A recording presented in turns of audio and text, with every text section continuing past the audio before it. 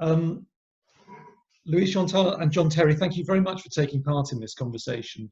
I'm just trying to get a sense, really, of how different theatres are coping with this current crisis. And it seems to make a sort of sense to get two theatres in rough geographical proximity to enter into this dialogue first. Chipping Norton, the theatre Chipping Norton is a beautiful theatre in the market town of Chipping Norton with I think a seating capacity of sort of 200, is that right? I think. Yep, 210. Yeah. 210. Oxford Playhouse, by contrast, is a more middle-scale venue, catering to, well, Oxford for one thing, which is a town of some, I think, 150,000, city of 150,000 people. I'm not entirely sure what the seat count is, but it's about 176,000 at the last. Is it? At the last count. Sorry. And how many seats? How many seats has it got? 632. If you don't implement social distancing. Well, we'll come to that in a minute. What would you? I mean, perhaps just asking you first, John. I mean, if we go back to the start of the year, a lot of theatres I spoke to have said that they'd had a bumper few years and they were looking forward to another prosperous and productive time. Was that how you entered 2020? Was there a lot lined up and a lot going? It was absolutely how we entered the year. We were very much at a point of growth. We have a particular perspective on it because we are both a producing and a receiving house. So we had a tour out on the road, what was supposed to be a 17-week and ended up being a 6-week tour of Jeeves and Wooster in Perfect Nonsense was out on the road. And obviously we also then had our programme back at home of theatre, film, dance, comedy, music.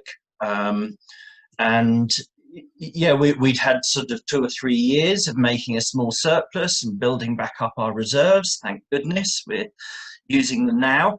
And then we hit that date in March, and Louise and I think, spoke that evening. I thought, who do I know that's still going to be in the office at 9:45 at night? And so Louise and I spoke on that evening when we were sort of making that decision to close our venues.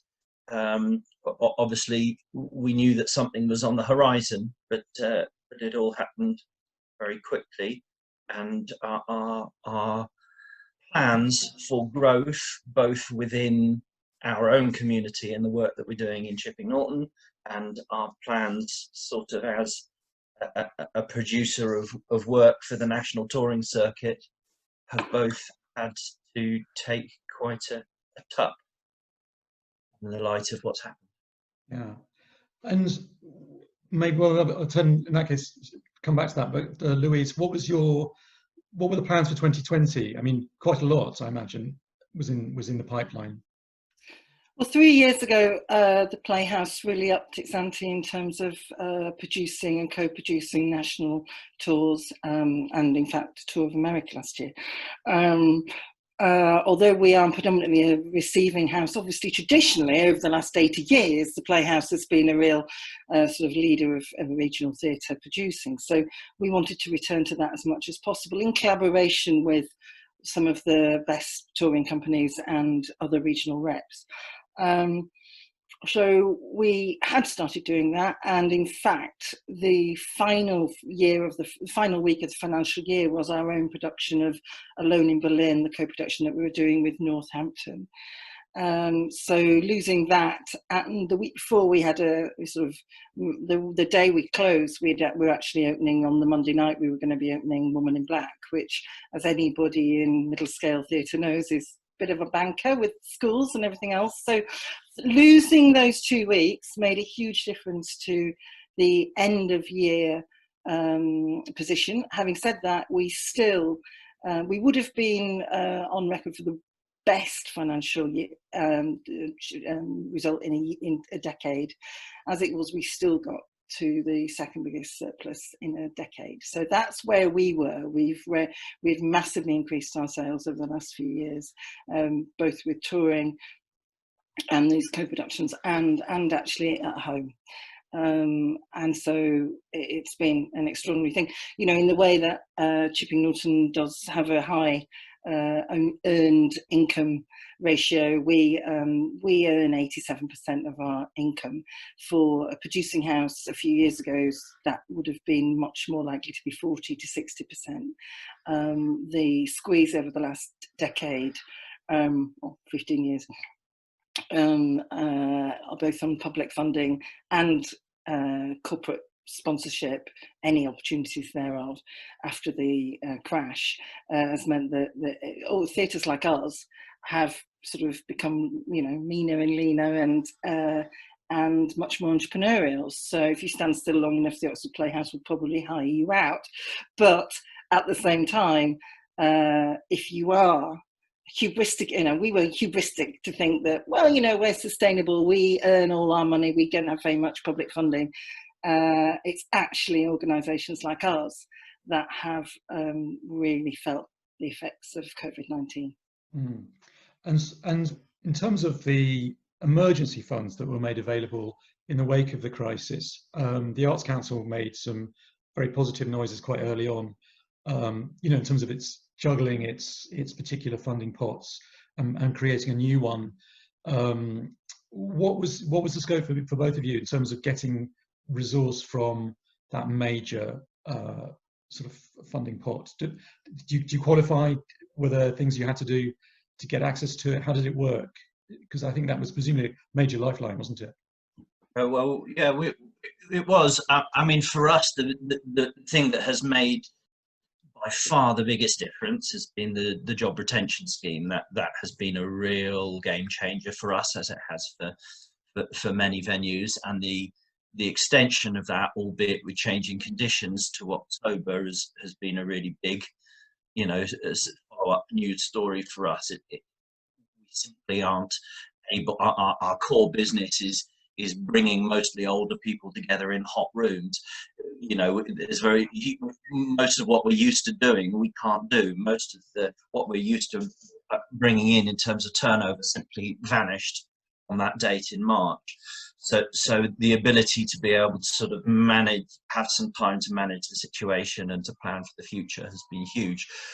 We were able to apply for the Arts Council emergency funding. We're not a portfolio organisation, 2008, and we received that, which was great. And that was a mixture of supporting some of the interim activity we're doing and just helping the function building. We also got a leisure and business grant of £25,000 that came through national government but delivered via local government. So those three things really have been really significant, and I would say on the whole that we're really pleased with the level of support, with the level of engagement, particularly in our local authority and with the Arts Council. I think has been really strong. And I'd also put a word in for UK Theatre, who I think have been advocating fantastically well on behalf of the industry and really keeping us all up to date with the latest news. I think that, you know, the big question is the longer term picture. You know, the £30,000 that we received from the Arts Council, news, it equates to about 1 month of our normal staffing wages. So it doesn't solve the long term picture. It's very, very gratefully received, but we're going to have to work out longer term how we can hold on. Brilliantly put. Louise, do you want to just quickly share as it were, those sort of props that you possibly lent on in the immediate aftermath? Well, of course, we are a national portfolio organisation, and quite rightly, the MPOs were processed last in the queue after freelancers and non-MPO organisations. So we're actually still waiting for the outcome of our emergency funding bid, and that won't necessarily be with us till the end of June. We did put in for a whacking great amount of money because, and you know, our costs, we've lost 87% of our income, and possibly more as well, because other core funding, such as our grants from the university, of Oxford are in question at the moment. So it could even be more than that. But we have taken full advantage of the job retention scheme, and that has been, as John says, a godsend. We went out on the limb and made sure that we paid all our staff on furlough. 80% of staff went on furlough, and we, for the first 2.5 months, we paid everybody at 100% of their salary, because I felt really strongly that we should do that as an NPO. We also made sure that all our freelancers that were contracted, or even just scheduled to work with us in the next few months, were paid in full. So I think we did everything we could. Now the staff went down to 80% of pay from the 1st of June. So in order to give them a bit of time to, you know, recalculate and recalibrate. But we are furloughing more staff after the end of the academic term. That's because all our participation team at the moment are working flat out, delivering all the participation programs and education workshops online. That will come to an end at the end of the term, so they will be furloughed at that point. It seems to me, and I imagine each week and each day has brought particular challenges and sort of moments of decision making. One thing that I suppose the public was more broadly aware of was when the Chief Medical Officer talked about social distancing being possibly in place till the end of the year, even if not beyond that. And it felt like it was a moment equivalent to the day that Boris Johnson sort of recommended people not to go to the theatres, and that it wasn't a specific declaration that this is going to happen, but it immediately cast a shadow over, it seemed, Theatreland generally, because that creates so many issues. Did you, I mean, was there a sort of second wave of anxiety when that became clearer that the government was thinking in those terms? I felt, I mean, it's very funny because I look back at the letters and documents that I wrote in the middle of March after Boris's tea time speech on the 16th, and I can't help already thinking, oh, sweet, now naive, because I certainly read one of them. I said, well, we're not expecting to be open till September. Well, now I don't think anybody thinks it was the Playhouse will be open till September. We're not. I think. Right from the get-go, though, and John will, I know, agrees with this. Right from the get-go, we were more concerned with the future and the long-term effects of COVID-19, because even if social distancing was not in place, and we think it will be for quite some time, we don't expect our audience, who largely have white hair and nice houses, will be coming out anytime soon. We're currently modelling, and I'm sure, again, like John and everybody in the theatre industry, I am sick to death of financial modelling, because you do one and then it completely is irrelevant the next day. We've done a lot, but we're currently modelling everything on 40% of capacity. We would normally reach 70%. So half really of what we would normally expect for the first 2 opening seasons, whenever they are. Yeah, I think that's right. I think there is a danger. There's a lot of industries out there doing some fantastically innovative things to kind of rethink how they can kind of deliver their core activities, and I have huge respect for that.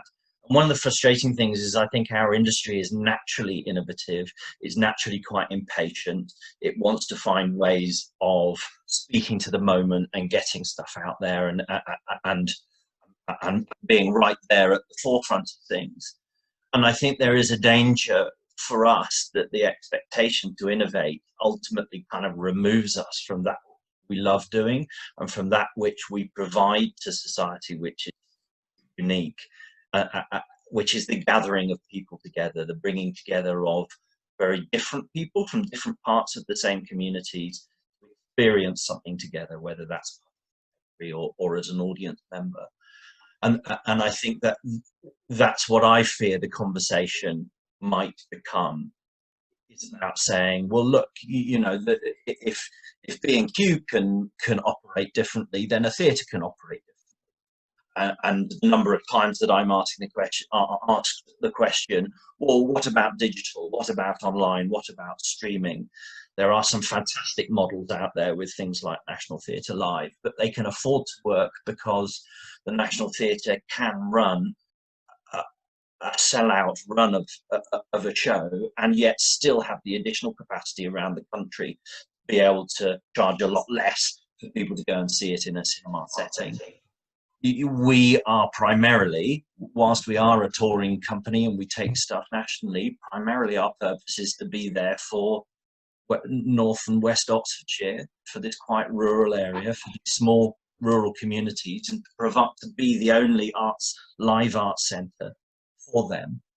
And so I think holding to that core purpose and being around long enough, the institutions, the organisations, the bricks and mortar being around long enough, still be there when that is possible again, is the real challenge. And I think there is a danger in innovating ourselves out of what we do best. I was going to say, you mentioned B&Q then, and I wondered whether there's been a sort of full sense of almost optimism in the last few weeks. I mean, it seems as though we are coming out of the sort of deepest, darkest elements of lockdown, and there are, you know, promises of maybe swimming pools reopening. So these kind of areas that we associate as public gathering spaces, but then, well, inside, in auditoriums, and particularly with that proximity that theatre requires, do you think, in a sense, we're not really much closer to that timetable? Because I don't know, I mean, maybe you're getting a stronger sense of the medical advice, but it feels as though that issue is still hugely fraught with question marks. And so face masks, temperature checks, a lot of this stuff still seems quite embryonic in the way it might work. Is that, do you feel you're more advanced down the road in terms of where you were in April or May?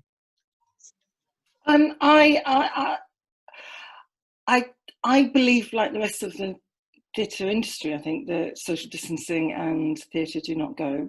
In terms of single seating, our capacity goes down from 632 to 73. For, you know, couples coming to see core drama, it's 140. That is not financially possible. But that's, you know, why would you want to spend 40 quid on a ticket to sit with a mask on and behind barriers and everything else? And I still don't understand how anyone could do a socially distanced fire evacuation. So I don't think it's actually feasible. So we don't want, I mean, we will do something, we hope, at Christmas. We are currently only officially cancelled through to the 5th of August. But of course, we're both the receiving and the producing house, like John's Theatre, and, you know, we're not necessarily in charge of keeping the doors open, because so many of the companies that we expect in the next year have already pulled their shows, have already cancelled. Some of them won't even be in existence after this. So it's very symbiotic in terms of how we are reacting on a day-to-day basis with the news that we get from our partners. And I think there's very particular factors which make a huge swing difference to live theatre, and I don't think it's clear yet on what basis the relevant social distancing will be made. Is it about distance between people? In which case, for us, the distance between 2 meters and 1 meter is a massive difference in terms of impact. Is it about percentage of capacity, which for us is probably quite difficult? Is it about looking at what you can do for gatherings over 100 or over 200 or over 50, in which case we as a small theatre might do quite well out of that. We don't know yet on what basis those decisions are going to be made. Things like running a bar, we could probably do fine. Things like running a one-way system, we could probably do fine. Things like taking people's temperature at the door, for us, probably wouldn't be a huge challenge. There are things like fire evacuation, like toilets, that make a big difference. And as Louise says, we've still got to I have been talking to venues whose plan is to live stream everything that they do and have an audience of 20 in watching it. I don't get that. I don't get the chemistry of that. It's not something that appealed. So I think for us, it's going to be a combination of probably staying really quite dark and inactive for as long as we can, to be in a position to reopen with some degree of capacity and vigor when it's possible again. And in the meantime, looking at what we can do that is properly live. So we have done site-specific work before, we've done outdoor work before, we've done quite a lot of rural touring work before. There are some suggestions in the industry that rural touring might be something that bounces back a little sooner. So there are areas of what we've done that we may be able to return to a little bit sooner. But I think basically we've got to keep powder dry for as long as we can to be ready to reopen. And I think that's the other part of the message, isn't simply about making our reserves last until we can reopen the door. It's about being in a position when we reopen the doors to survive the next month after we reopen the doors and the month after that. But I think, go on. No, I think one of the key questions we all have to answer is how we do keep the relationship with our audience alive throughout the whole of this, so that we have an audience to go back to. At the Playhouse, we've made a decision to not invest too much in digital work, although I think we'll never deliver arts projects the same again. I don't think anyone will ever do a production ever again that isn't properly filmed, after this. But we don't have the quality of digital footage to be doing the sort of NT live stuff, because we haven't been able to make that investment before. So what we've done is absolutely commit to all our participation work and really moved all that and expanded that in some cases since March, working with new partners like Help the Aged, there's a homeless movement, Keen, who are a group for young disabled children, adults and children. And what we've done really is to say that if there's anything that's good that comes out of this, struggling for silver linings, if there's anything good that comes out, it is proving that the theatres like ours, like Chippy and like the Playhouse, are absolutely embedded in our communities, and have the ability to change lives in that way. And that is something that we've been really lucky to be able to show, I think.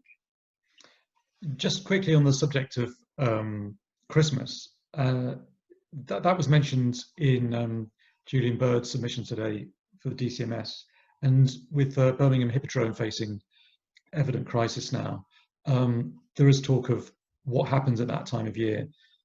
As you say, Louise, people have stopped thinking about the autumn as this sort of magical moment, but clearly Christmas is seen symbolically as a sort of cut-off, but also financially as a vital lifeline. And I suppose, John, the panto at Chipping Norton has a deserved and high reputation, particularly under your aegis. And I wondered, is that in itself is a sort of self-perpetuating problem? If the theatre can't open for that show, does that mean that you end up with a big gap financially for the following year?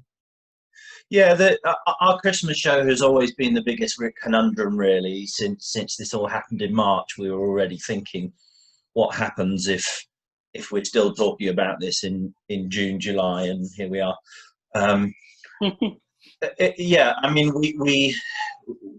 we get 18,000 people a year to our 200-seater. Last year we had a 9-week run. It's a huge part of our year, and by a large factor, our single biggest source of income. But the trouble is also for a venue of our size, it's a very big, a very expensive show, and to put it on is a huge gamble. And it's probably the single thing that could, in one swoop, close us if it were to go pear-shaped. So we have a sort of decision we've got a schedule for when we need to make decisions by.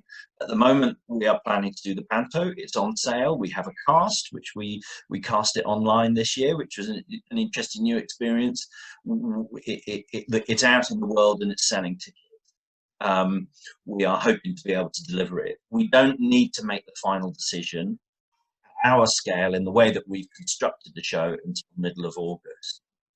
If it becomes very clear before then, for whatever reason, that it has to be taken off the cards, then we can do that. But we don't have to make the decision until then. And as we've all said, things are changing week by week. So you're in the depths of despair and suddenly there's a news story and you think, oh, well, that's quite optimistic. That seems quite hopeful, particularly I live in Oxford, as does Louise, and we're surrounded here by people deeply involved in the process of finding vaccines and looking at tests and so forth. And so that can feel quite exciting and positive. So we are waiting until that point to make a big decision. But I think for us, we would have to have some degree of certainty that schools are going to be in a position of bringing groups, and that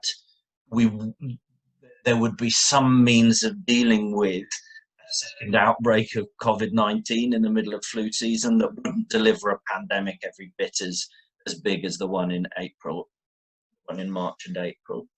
And at the moment, are we going to have that information in time? It seems doubtful. I noticed that, as you say, you've got to keep these things tantalisingly within reach of the public, given that the public wants to come back, most of it, to the theatre. You've got an autumn season with comedians, I think mainly, that's still, is that right, on sale? And I wondered whether comedy generally, given that, in terms of its being less problematic in terms of cast numbers, might be a way of walking back into live performance again. And the other question was, the RSC are sort of vaguely floating the idea that they will put on kind of film versions of their productions, turn the RST into a cinema temporarily, to try and encourage people to feel confident enough to come back in. I mean, you already do that in Chipping Norton. You have this sort of dual role as a cinema. Do you think that we might see that sooner rather than later, given that I suppose some of the economics for cinema might be in your favour compared to live performance? Yeah, well, certainly one of our little library of scenarios that we're planning for is that we might reopen for cinema before we reopen for live. As Louise has indicated, as a receiving house, welcoming visiting artists and visiting companies, the decision isn't always entirely ours. And inevitably, we've had some companies cancelling their tours. We do still have the hopeful possibility of an autumn season, both film and live, because again, we haven't reached the point where the last minute where we need to make that decision. But certainly with the information that we have in front of us now, that's looking at a dauntingly difficult prospect. Yeah. Louise, do you want to say anything about cinema? Does that mean people are sort of, I've heard various wild kind of rumours of people talking about the West End theatres becoming more sort of camera ready, and obviously the Old Vic have just announced this particular venture of trying to get some money in by a sort of paid socially distanced stream performance. Is any of that stuff on the cards for you at all, or do you think it's just one more possibility in a sea of them? Well, I certainly don't think we're going to go into the cinema business, given we're right in the centre of Oxford, with some fantastic cinemas, from the blockbusters places to lovely, boutique, independent cinemas. That just wouldn't work. I think I have to refer to what I said earlier, Dominic, in that we've not been in a position historically to invest in sort of the high quality recording of any of our own productions. So we've been putting streams. So we co-produced Emma Rice's first production for wise children, and obviously we, when that was playing on iPlayer a few weeks ago, we made sure that we linked to that, and that was available on our site, and we've been doing some things like that with other partners, but we just don't have the collateral to do it ourselves at this point. I don't think the Playhouse will turn into somewhere that produces digital work per se. I think there'll be a lot of digital work as well. I mean, I suppose various things seem to be moving forward. There is this cultural task force, with the remit of trying to get to the point of reopening. Some urgency is in the air now, perhaps not enough.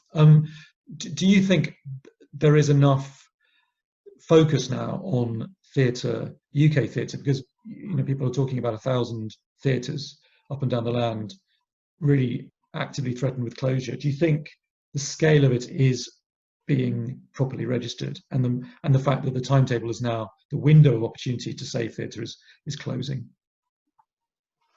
I personally think we're making good progress. I think there are the right people speaking up, both people with sort of celebrity cachet and people with the kind of behind the scenes impact. And I think the messaging is right. The news stories that are landing as a result of the press releases that are going out, the kind of conversation that's happening, I think is pretty good. I feel like there is a good understanding of the predicament that the industry faces, and it's being met with a degree of sympathy. Obviously, we would all like for there to be some concrete responses to that would start to give us certainty about where we're going to be and how we can survive this, and we want those answers as soon as we can. But I feel like the right conversation is being had myself. I mean, I have to say that whatever your value judgments are, whether you value the arts for the cultural impact and educational impact and inspiring creativity, or whether you value the theatre industry for its economic investment and its economic reach, then the messaging has been very strong. To lose the theatre industry as a whole will cause an enormous gap in the economy and result in vast unemployment. So that's not in anybody's interest, even people who feel that the arts are not necessarily, for them. Actually, we're a massive economic driver and an employer in this country, and it will make it's huge. It's far more people than we were talking about in the mining industry, far more people than the shipyards. This is, thousands and thousands of people's livelihoods. I mean, if you had to suggest, I know everyone has probably a long shopping list of needs at this moment, but what would you put at the top of the request list? Is it a sort of much longer and more generous extension of the job retention scheme? Is it a sort of bigger and more immediate financial bailout? Maybe it's both of those and more. And also allied to that is the question of what should the public be doing? Those who sit on Twitter may feel they're getting something done by retweeting the latest Oliver Dowden tweet or whatever, but what should they rewrite into their MP as well as donating? Obviously, is there something actively that we could be doing as audience members? I think obviously an extension of the job furlough scheme the job retention scheme is essential. You've got to remember that we're not like the bar and catering industry. It's not turning a switch back on. We can't just draw up a rota and open the doors on Monday.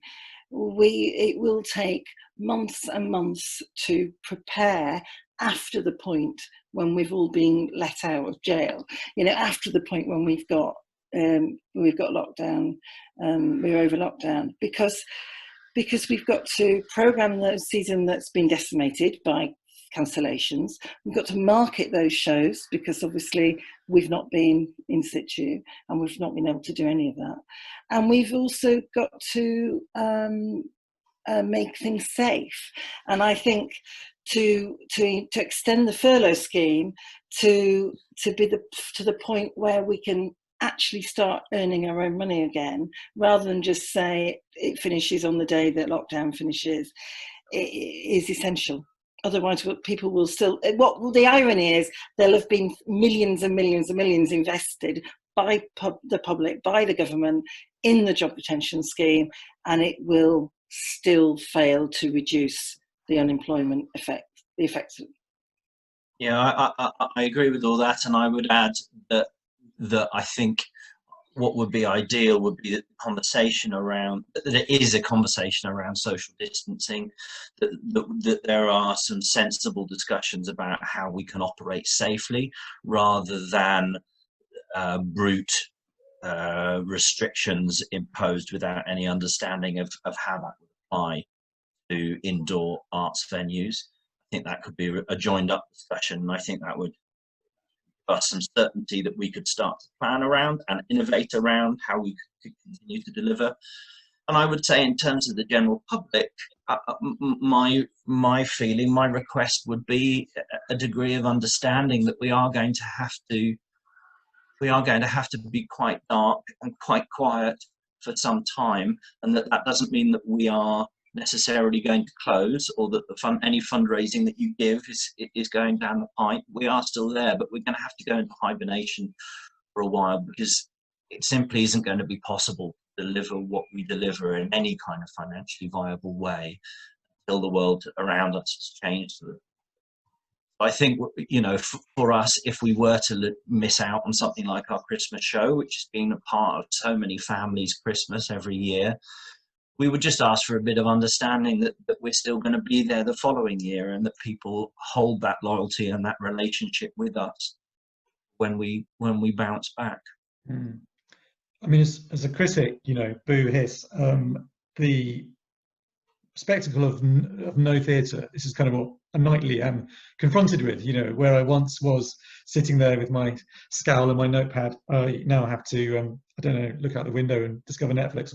But it has become more painful as the months have gone by, because it does seem to be, hope is receding a little. I mean, obviously there'll be things that pop up, but I suppose it caters to something quite fundamental in us, doesn't it, theatre? And for it really to be not around for most of this year, I mean, the reality of that, I think, is beginning to sink as the hope recedes.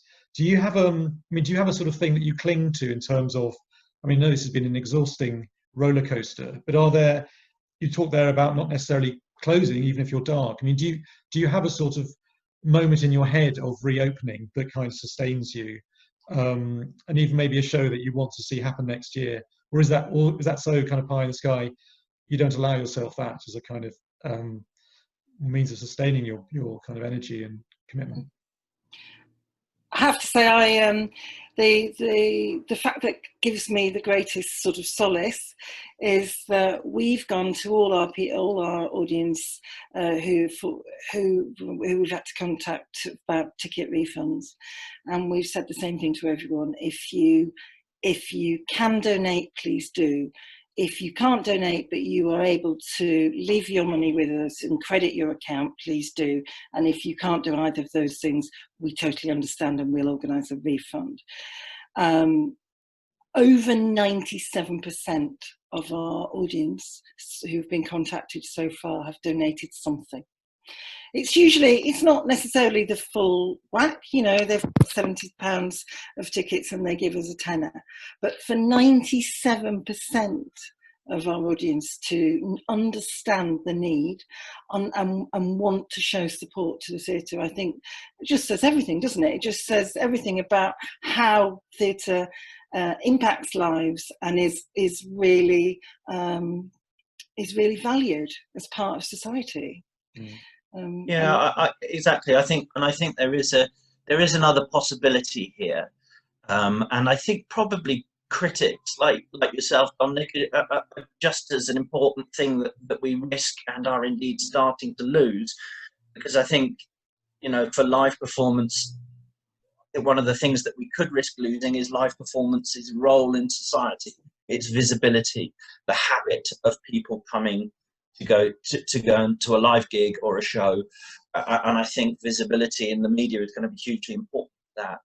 But I think the other possibility in all of this is that when we do get to reopen in some kind of sensible way, which we all hope will be possible, that there will be, that it will reaffirm the importance of this in people's lives, that the absence of it in people's lives will really underline the value that coming together in our increasingly sort of greenified world, value of coming together will be made.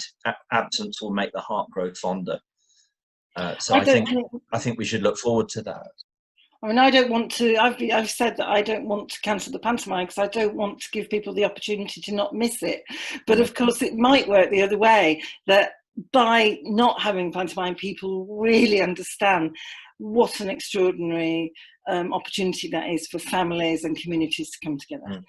I still don't really want to give them the opportunity to not miss it, though, if I can get away, if I can. Well, as someone who, God help me, became a little bit grudging about going to pantos in the last few years, where my children had grown up, and I was happy to review a couple, but you know, the idea of the old days where I'd see maybe a dozen. I mean, I was quite religious in my attendance. You know, I would sit through 30, I think, now, without so much as a murmur of discontent. So hold me to that in due course. Thank you both very much for finding time to talk, and I will post your video with links to your respective playhouses. Thank you very much.